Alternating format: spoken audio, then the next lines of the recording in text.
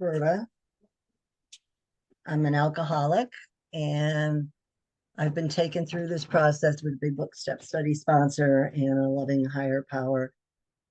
Made most of my amends, stand ready to make any more that crop up, and try to live 10, 11, and 12 to the best of my willingness on a daily basis.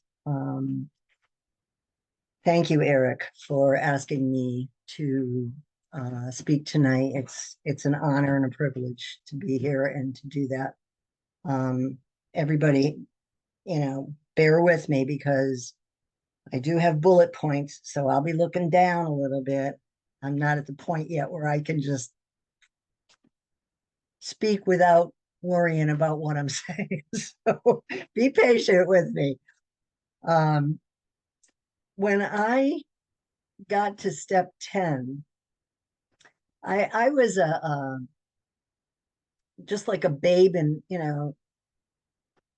a little baby who was being led by my sponsor to do all these things, read and write and all those things that I had never thought that I would need to do. And I just was so desperate to get out of my alcoholic behavior and mind that I was willing to do anything. But then when it came to, and she kind of turned me loose after a certain amount of time, after certain steps, and that's fine because that's generally what happens. When I realized what step 10 was, and that we had to go about taking a continuous inventory, and if we had harmed anyone, to make amends again. I was kind of PO'd. I had to do a resentment to God because I thought, I just did all this work. What are you talking about? Now I got to listen to, I got to tell everybody, talk to someone and tell them the crappy stuff I did today. But, this, and step 10, I believe, is, a result or a lead up to, from the other steps that, we're at the point after, and somebody said this in a meeting, and I just love it, and I say it all the time. Steps 1 through 3 were giving it up. Steps 4 through 6 were cleaning it up. 7 through 9 we're patching it up, and then 10, 11, and 12 we're at the point where we can live it up now. So I just love that. And I think that is a very, very good description of how we handle each one of these steps. And when we get to 10, we're supposed to be able to live it up. And we have all, as alcoholics, I'm sure I don't speak just for myself, but we've all had hangovers, physical hangovers where we were sick as dogs after, a night of drinking. But there's another kind of hangover that we can have. It's an emotional hangover. And that happens when it's a result of negative feelings and negative emotions that we have: fear, resentment, anger. So therefore, we have to admit our correction of errors now at the time that it happens.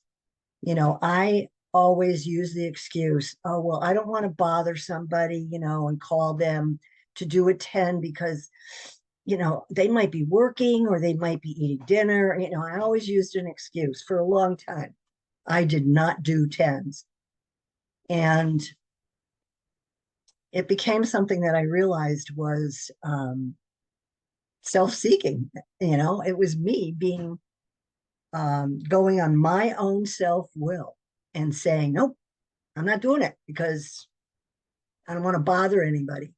That was a crock, obviously a crock, because it does, nobody, and if they aren't available, they will let you know, or they just won't answer the phone, and you just keep trying.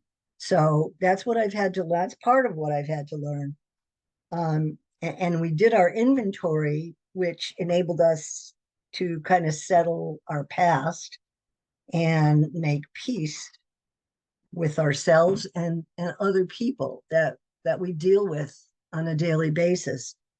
One of the most important spiritual ideas that I believe has to do with step 10 is that, you know, every time we get disturbed or angry or resentful for whatever reason, there's something wrong with us. Um, and it's something that we have to address. Um, let's see. You know, the reason I have to do regular inventories is because, you know, I have not fully, I'm still working on it. I have not fully developed the habit of self-appraisal. I, you know, what I'm doing wrong. You know, and then I think that once it becomes ingrained in our minds and bodies that this is a necessary chore, if you will, or a necessary um, duty that we have to fulfill, then it becomes something that we're doing on a regular basis and not having difficulty doing it. And instead of setting it as something apart from our recovery, we incorporate it into our recovery. And that's very, very important, I think. And you know, this is all my thoughts and how I see step 10. Um, I've done I do nightly inventories on my computer, and um, not every night, but I do them, and then I send them off to another alcoholic or somebody, you know, if need be, and it's something that I can address during the day, then I pick up the phone and call someone and say, do you have time for a 10? And I try to be available for anybody that, you know, calls me for a 10. There have been a couple of times when I said, oh, I just want to let the phone ring. I'm eating. I don't want to pick it up. But that is not the way God wants us to behave. He wants us to be available to help others. That's the whole gist of this, of what, you know, Bill and Dr. Silkworth said. You know, it's to help others. Um, you know, so I do spot check inventories too, the ones that are just what kind of a um, you know, what kind is this? Is it a resentment, a fear, you know, whatever. And and that's helped me to develop restraint when I wanted to go off on somebody or go off half cocked, like I, you know, have the still have the ability to do, which I, you know, have done since I've been sober. And, you know, and then we begin to see everyone, including ourselves, as somebody that's still emotionally ill. And that's what we need to work on is our emotional illness.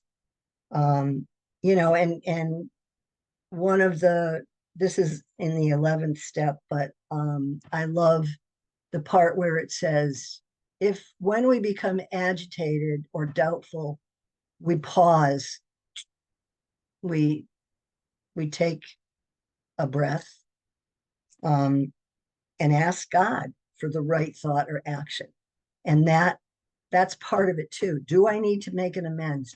Can I get by with a written inventory that I'm going to send to somebody? How do I feel about this? Do I feel like I've hurt somebody to the point where it's weighing on me? If so, then that's when an amends comes up. If you do the inventory, you do the step 10 on a regular basis, you're not as likely to have the requirement to do um,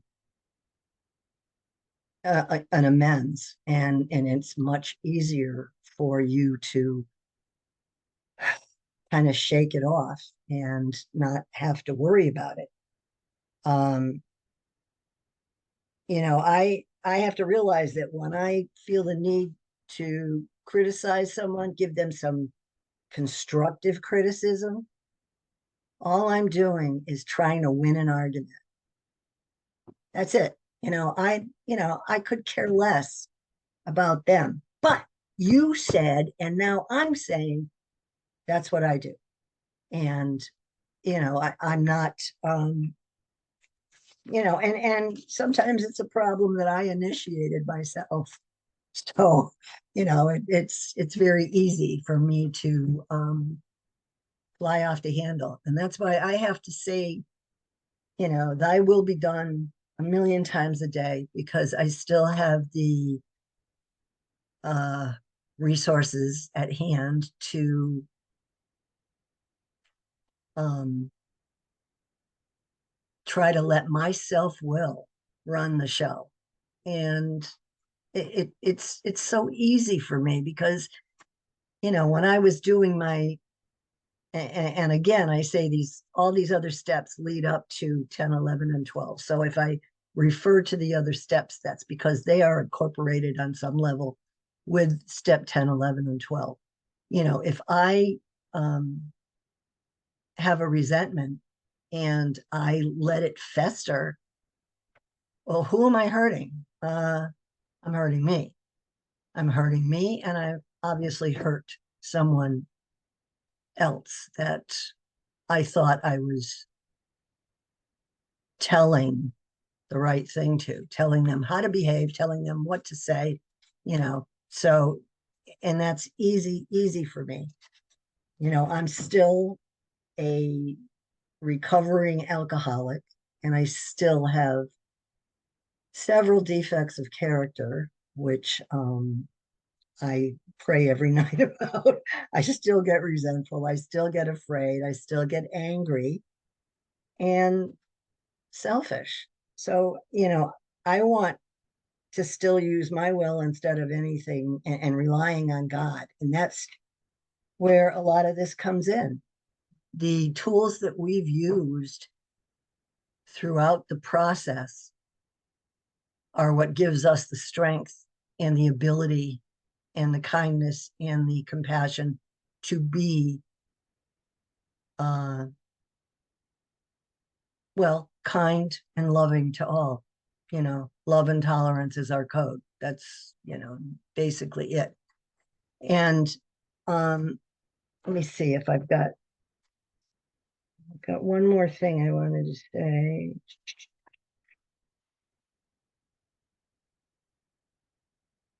Yeah, I think step 10 is an ongoing process of honesty, um, visualizing your vulnerabilities. That's a big one for me. I have to visualize what I'm doing incorrectly and what needs to be done correctly so that I don't slide.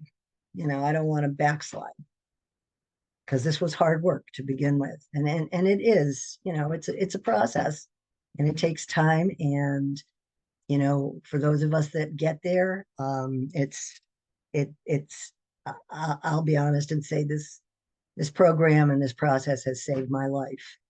I'd be dead now if it wasn't for this. So, I and part of doing step 10 is exposing yourself too. That's not easy to do. It really isn't, that you get to see the angry, darker side of yourself. And sometimes it's not too pretty. So we have to think about that as well. And we have to admit that the normal reaction we might make isn't necessarily the correct one. So we have to use the tools that we've been given by our higher power in order to um, make it all right and make it cohesive and kind of pull together as part of the program.